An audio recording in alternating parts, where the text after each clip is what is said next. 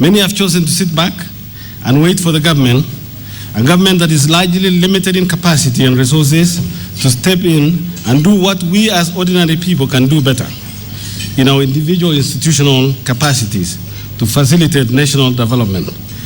That a country so blessed with talent, so blessed with vast resources, with many intelligent, skilled people, has curiously lagged behind in innovation and work spirit, leading to slow development of the country, and much poverty was a call to action.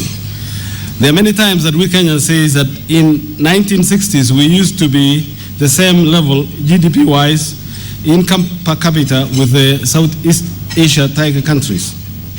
And we thought we can help in a small way write the country's narrative for the next 50 years by recognizing outstanding heroes amongst us as an annual event. Today is not therefore a day to dwell on faults and failures. It's a day to celebrate our heroes who stand out because they chose to do something to help the fellow citizens and uplift the society. In his inaugural address after taking the oath of office, J.F. Kennedy told his fellow American citizens, ask not what your country can do for you, but instead ask what you can do for your country. The people we are celebrating today live and breathe the words of JFK in Kenya. You will note that among us we have special guests who are change agents in their communities and in their countries and in the continent. We are honored that they graciously accepted our invitation. Chief among them our guest, a woman from our sister state Ethiopia, Nadros Bekele Thomas, who is the head of UNDP and the resident coordinator of the UN in Kenya. Madam Nadros has undertaken extensive advocacy program to support private sector development, youth and women empowerment, and the development and management of micro, small, and medium-scale enterprises in a career that's spanning over 3 decades. Let me mention 2 other special guests who are not defined by who they are related to, but rather they have used the platform that elevated them to popularity to do good works for the people. Mr. Ndaba Mandela, the grandson to Africa's greatest son, Nelson Mandela, is here with us, and Mama Sarah Obama, whom I had the pleasure to meet a few days ago, the grandmother to the President of the United States of America, is also with us. Mr. Ndaba, together with his brother Kwengu, established Africa Rising, a non-profit organization that looks to contribute to the development of the African continent. The two were tired of the portrayal of Africa as a trouble-ridden continent. Africa Rising publicizes the positive image of Africa to the world through publications, films, media, and social interaction, with a view to changing the mindset of young Africans by instilling a sense of pride and purpose in them.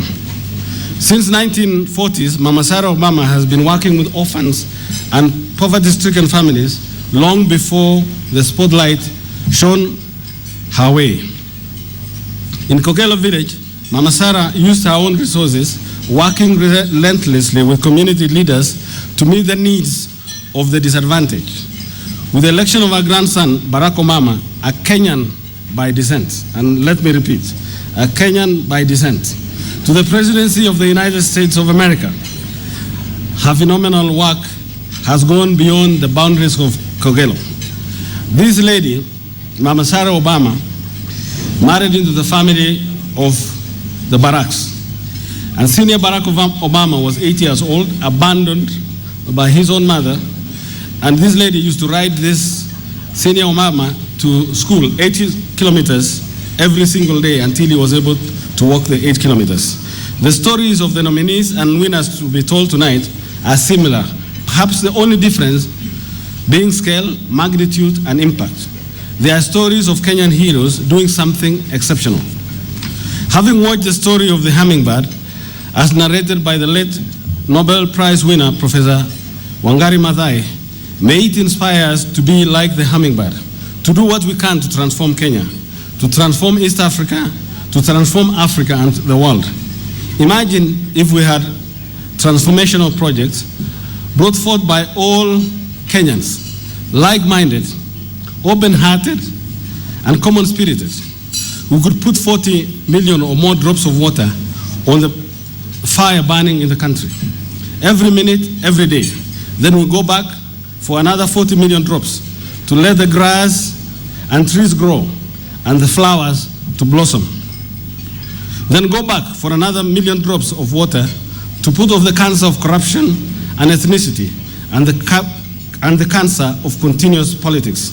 Then we go back for 40 million little twigs of wood to light fires, to grow our agricultural sector. 40 million for our tourism, 40 million for our industries, and I recognize the presence of Madam CS Phyllis Kanye. Imagine that we all do all this to create jobs for our many unemployed youth. Imagine we can do this individually and together to build a great Kenya and Africa that we all dream about. Then we will all become winners. To the nominees and to the winners, to our hummingbirds, we salute your work. We pray more blessings into your hands as you are the change we wish to see in our work. I close with the words of the great Steve Jobs and say this: have the courage to follow your heart and intuition, because they somehow know what you really want to become. Enjoy the evening. Ladies and gentlemen, asante sana.